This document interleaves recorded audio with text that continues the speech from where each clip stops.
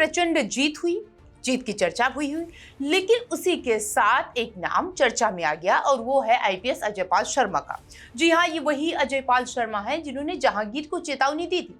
ये वही अजयपाल शर्मा है जिन्होंने टीएमसी के गुंडों को बारीकी से समझाया था और ये वही अजयपाल शर्मा है जिन्होंने ममता के गुर्गों को बता दिया था कि बख्शे नहीं जाओगे।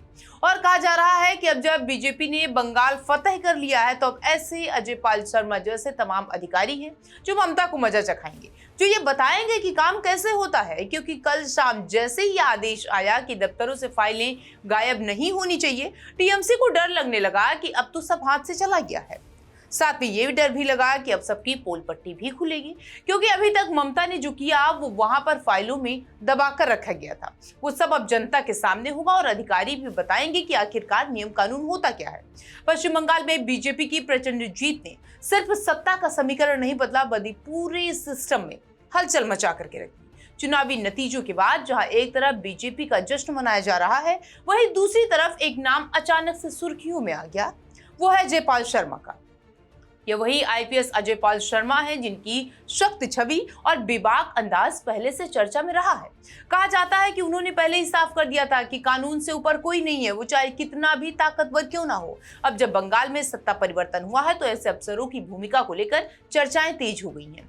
जिन इलाकों में पहले दबंगई और राजनीतिक संरक्षण का बोलबाला था, वहां प्रशासनिक सख्ती देखने को मिल सकती है। अजयपाल शर्मा जैसे अफसरों का नाम इसीलिए भी सामने आ रहा है क्योंकि उनकी पहचान ही सख्त कार्रवाई और कानून व्यवस्था को प्राथमिकता देने के लिए की जा रही है।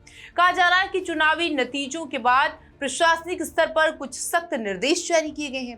खास तौर पर यह कहा गया है कि सरकारी दफ्तरों से कोई भी फाइल गायब नहीं होनी चाहिए।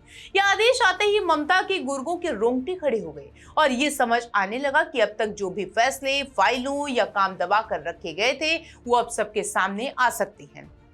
यहीं से डर और चर्चा दोनों शुरू हुई।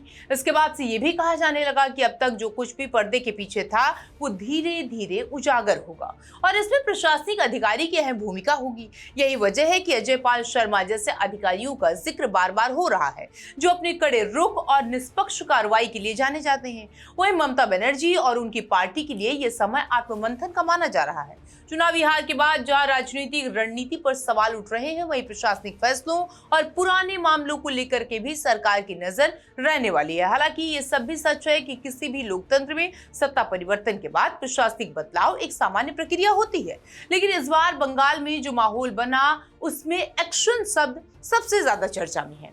जनता अब ये देखना चाहती है कि चुनावी वादे जमीन पर कितनी तेजी से उतरते हैं और क्या वाकई में व्यवस्था में पारदर्शिता नजर आती है या नहीं। लोगों का यह भी कहना है कि बीजेपी की यह जीत सिर्फ राजनीतिक नहीं है, बल्कि प्रशासनिक बदलाव का संकेत भी है। ऐसे में अफसरशाही की भूमिका बेहद अहम हो जाती है। अगर अधिकारी निष्पक्ष और सख्त तरीके से काम करते हैं तो राज्य में कानून व्यवस्था और शासन प्रणाली में बड़ा सुधार देखने को मिल सकता है।